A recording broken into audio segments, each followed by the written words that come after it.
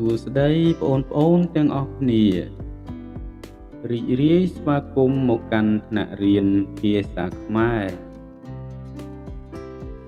ថ្ងៃនេះយើងរៀនមេរៀនទី1ស្រៈនិស្ស័យស្រៈអាស្រៈអាស្រៈអាកាសម្រាប់ដងទឹកញ៉ាំស្រៈអាឆាចែឆាំកំពុងឆាស្រៈអាខ្លាសត្វខ្លាធំណាស់ស្រៈអាតាកំពុងឈរស្រៈអាឆ្មា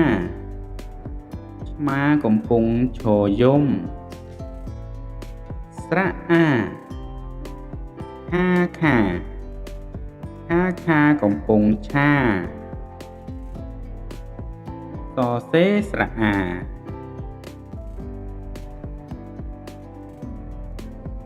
យើងរៀនសរសេរស្រៈអាស្រៈអាមានពីរចលនា1ទាញពីឆ្វេងទៅស្ដាំ2ទាញពីលើចុះក្រោមស្រៈអាសរសេរម្ដងទៀត1 2ស្រៈអាល្អណាស់